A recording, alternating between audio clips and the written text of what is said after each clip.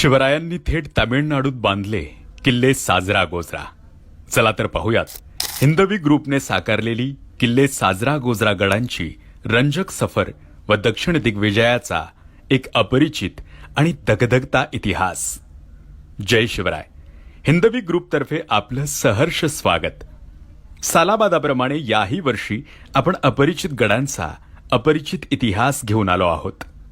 किल्ला बांधण्यापूर्वी आम्ही जो किल्ला बांधणार होतो तेथे भेट देणे आवश्यक होते. म्हणून दिनांक 16 ऑक्टोबर 2023 रोजी आम्ही तामिळनाडूला रवाना झालो.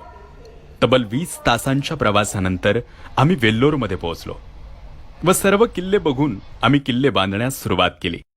दुर्दैव असं आहे की गुगलवर किल्ल्यांची कणभरही माहिती आपल्याला उपलब्ध होत नाही. तर आम्ही सर्व माहिती प्रवीण भोसले सर यांच्याकडून घेतली. चला आता किल्ल्यांचा इतिहास जाणून घेऊयात. दुर्ग म्हणजे राज्याचं सार असे ज्यांचे महत्त्व ते गडकिल्ले आणि शिवराय हे एक अतूट नातं आहे. किल्ल्यांचे महत्त्व ओळखून त्यांना आपल्या स्वराज्याचे आधारस्तंभ बनविले ते सर्वप्रथम शिवरायांनी. गडावरच आपली राजधानी स्थापन करणाऱ्या शिवरायांच्या स्वराज्याचा जेवढा भूभाग महाराष्ट्रात होता त्याहूनही थोडा अधिकच भूभाग महाराष्ट्राबाहेर दक्षिण भारतात होता. ही बाब महत्वाची असूनही अभ्यासक संशोधकांकडून तशी दुर्लक्षितच राहिली आहे. म्हणजे यावर लिखाण झाले आहे पण दक्षिण भारतातील मराठ्यांच्या स्वराज्याचा हा मुलूख प्रत्यक्ष भेट देऊन नीटपणे फिरून पाहून अभ्यासून नवीन माहितीसह फारसा समोर आलेला नाहीये. महाराष्ट्राबाहेरचा हा मुलूख शिवरायांनी जिंकला तो त्यांच्या दक्षिण भारतात केलेल्या मोहिमेत. राज्याभिषेकानंतर 2च वर्षांनी शिवरायांनी केलेली ही मोहीम त्यांच्या कारकिर्दीतील सर्वाधिक काळ चाललेली सर्वात महत्वाकांक्षी आणि अत्यंत यशस्वी अशी होती. डिसेंबर 1676 ते मे 1678 अशी तब्बल 1.5 वर्ष शिवराय या मोहिमेवर होते.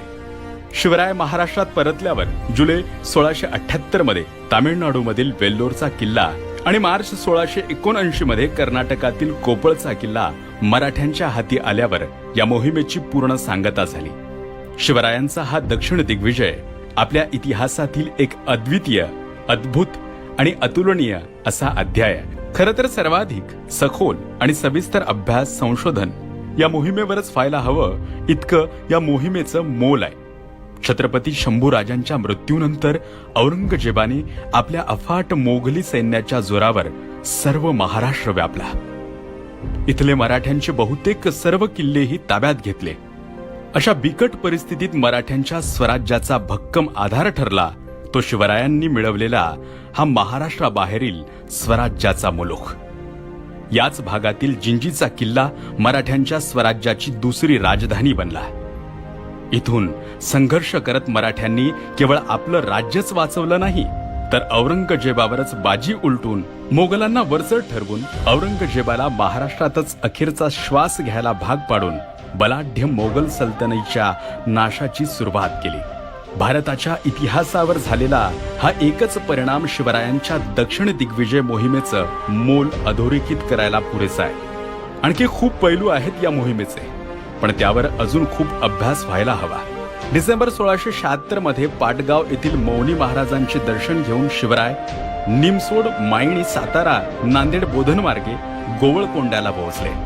मार्च 1677 मध्ये कुतुबशाहीशी मैत्रीचा तह करून मोहिमेत जिंकल्या जाणाऱ्या भूभागातील काही भाग देण्याच्या मोबदल्यात त्यांच्याकडून स्वारी खर्चाबरोबरच 5000 सैन्य व तोफखानाही शिवरायांनी मदतीला घेतला.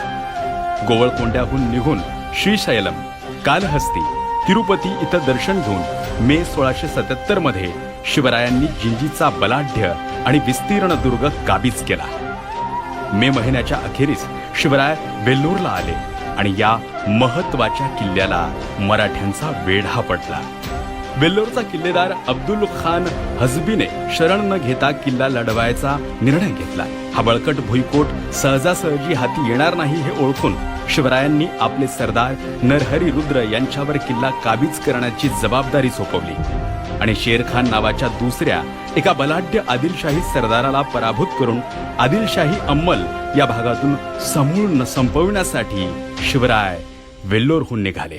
मात्र निघण्यापूर्वीच शिवरायांनी वेल्लोर किल्ल्यानजीक असलेल्या टेकड्या ताब्यात घेऊन त्यावर किल्ले बांधण्याचं काम सुरू केलं.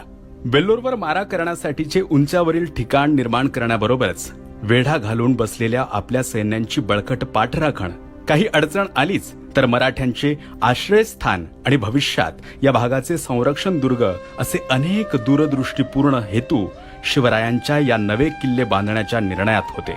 वेल्लोर किल्ला काहीही करून जिंकायचा शिवरायांचा ठाम निश्चय होता आणि यातून मराठ्यांनी वेल्लोर किल्ल्याला घातलेला वेढा मराठ्यांच्या शिवकालीन इतिहासातील मराठ्यांनी घातलेला सर्वाधिक काळ चाललेला वेढा ठरला. पुढील काळातील जिंजीचा वेढा मध्ययुगीन भारताच्या इतिहासातील सर्वात लांबलेला वेढा ठरला. पण तो मोगलांनी मराठ्यांच्या ताब्यात असलेल्या किल्ल्याला घातलेला होता. प्रत्यक्ष शिवरायांच्या कारकिर्दीतील हा मराठ्यांचा वेल्लोरचा वेढा या आगळ्या वैशिष्ट्याने आपल्या इतिहासात नमूद झालाय.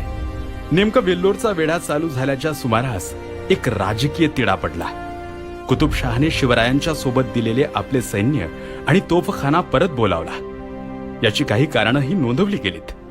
शिवराय व कुतुबशहामधील तहातील काही अटी मोडल्या गेल्या अथवा इतर काही घटनांमुळे कुतुबशहाने हा निर्णय घेतला होता. तसेही शिवराय कुणावर अवलंबून राहणारे नव्हतेच. पण पाउंडेचेरीचे फ्रेंच आणि चेन्नईचे इंग्रज यांच्याकडून शिवरायांनी आवश्यक तेवढ्या तोफखाना मिळवल्या असाव्यात, कारण वेल्लोरवर पुरातत्व खात्याने प्रकाशित केलेल्या पुस्तकात साजरा किल्ल्यावरील 2 तोफांची नोंद आहे. हा वेल्लोरचा वेढा तब्बल 14 महिने चालू होता. तंजावर भागातील मोहीम आटपून सेनापती हंबीरराव मोहिते आणि रघुनाथ पंत हणमंते हे वेल्लोरला दाखल झाले. खुद्द सेनापती येताच मराठ्यांचा वेढा आणखीनच कडक झाला. अखेर उपासमारीने आणि किल्ल्यात फैलवलेल्या रोगराईने मेटाकुटीला येऊन अब्दुल खानाने किल्ला मराठ्यांच्या ताब्यात दिला. याबद्दल या खानाला काही रक्कमही मिळाली. 22 जुलै 1678 रोजी मराठ्यांचा भगवा वेल्लोर किल्ल्यावर फडकवला. वेल्लोरचा किल्ला दक्षिण भारतातील एक महत्वाचा आणि बलाढ्य किल्ला आहे. या अभेद्य किल्ल्याची रचना, वास्तू वैशिष्ट्य, तटाचे वेगळेपण, खंदक, शिल्प समृद्ध असे जलकंठेश्वर मंदिर आहे. यातील साजरा गोजरा ही नावे इतिहासात नमूद आहेत, पण तिसऱ्या किल्ल्याचे नाव नमूद नाही. याला स्थानिक मुर्डिश किल्ला, मुर्ताज किल्ला, राणी किल्ला अशा नावांनी ओळखतात. पण या किल्ल्याला लाजरा नाव वापरतोय. एकतर याचे यमक जुळते, दुसरं म्हणजे हा किल्ला अगदीच छोटा आणि एखाद्या लहान मुलाप्रमाणे लाजून काहीसा दूर अंग चोरून बसल्यासारखाच वाटतो. साजरा आणि गोजरा किल्ल्याची पुरातत्व खात्याकडे नोंदवलेली नावे देखील मजेशीर आहेत. साजराचे सज्जाराव तर गोजऱ्याचे गज्जाराव असे नामकरण झाले आहे. दक्षिणेला यातील सर्वात मोठा साजरा किल्ला, त्याच्या उत्तरेला त्याहून लहान गोजरा, तर गोजऱ्याच्या ईशान्येला त्याच टेकडीवर काही अंतरावर छोटासा लाजरा किल्ला आहे. साजरा किल्ल्यावर बहुतांश लोक जात नाहीत, पण गोजरा व शेजारचा छोटा किल्ला लाजरा पाहायला मात्र बरेच लोक जातात. याच लोकांनी गोजऱ्याला राजा आणि छोट्या किल्ल्याला राणी नाव ठेवलंय. या 3 किल्ल्यातील खरा राजा शोभणारा साजरा मात्र दुर्लक्षित राहिलाय. याला काही कारणही आहेत. प्रख्यात दुर्ग अभ्यासक प्रमोद मांडेसर 2004 मध्ये जेव्हा हे किल्ले पाहायला गेले होते, तेव्हा साजरा या किल्ल्यावर हातभट्टीची दारू गाळ्यासह इतर अवैध धंदे चालायचे. त्यामुळे लोक तिकडे फिरकत नव्हते. 2005 साली प्रवीण भोसले सर जेव्हा गेले तेव्हा त्या बेकायदा धंद्याचे उच्चाटन झाले होते. पण साजरा तसा दुर्लक्षित आणि दुरावस्थेत राहिला होता. काही वर्षांपूर्वी वन खात्याकडे हा किल्ला वनीकरणासाठी देण्यात आला आणि आता किल्ल्यावर जायलाच बंदी आहे. यामागे साजऱ्यावर झालेल्या काही दुर्घटनाही कारणीभूत आहेत. मात्र रीतसर परवानगी घेऊन हा किल्ला पाहता येईल. या 3ही किल्ल्यांच्या एकूण 6 दरवाजांपैकी केवळ साजऱ्याच्या उत्तर दरवाजालाच बुरुज आहे. बाकी दरवाजे साध्या चौकटीसारखे आहेत. आपल्या महाराष्ट्रातले किल्ले पाहिले तर बुरुजाविना दरवाजा क्वचितच आढळेल.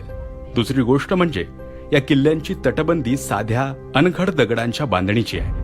तसेच काही ठिकाणी वीट बांधकामही केलेले आहे. यातील विहिरी सोडल्या तर इतर सर्व इमारतींसाठी विटांचा वापर भरपूर प्रमाणात केलेला आहे. याचं संभाव्य उत्तर, हे किल्ले झटकन बांधून पूर्ण करायचे होते आणि शिवरायांच्या दुर्ग बांधणीत नक्षीकाम, सजावटीला दुय्यम स्थान असून मजबूती हाच हेतू प्रमुख असायचा. दुसरी बाब, साजऱ्याच्या दरवाजा मागील मंडप दगडी खांब तुळ्यांचे आहे. महाराष्ट्रातील किल्ल्यांसारखे दगडी बांधकामातील कमानींवर अथवा भिंतींवर लाकडी तुळ्या टाकून त्यावर तोललेले छत इथे नाही. हा स्थानिक बांधकाम शैलीचा आणि बांधकाम साहित्याचा परिणाम आहे. ग्रानाइट शिळेतून घडविलेले खांब व तुळ्या हे दक्षिण भारतातील तत्कालीन वास्तुरचनेतील कायमचं मूलभूत घटक आहेत. हे किल्ले बांधण्यासाठी अर्थातच शिवरायांनी स्थानिक गवंडी व स्थापतींची नेमणूक केली असणार हे आपण निश्चित मानू शकतो. दक्षिण दिग्विजय शककर्ते छत्रपती शिवरायांचा अर्थात मराठ्यांच्या महादेवाचा हा वेल्लोरवर रोखलेला दुर्ग त्रिशूळ स्वतः जाऊन पाहण्याची पहिली संधी तुम्ही सोडणार नाही अशी खात्री बाळगून थांबतो. जय शिवराय. जय.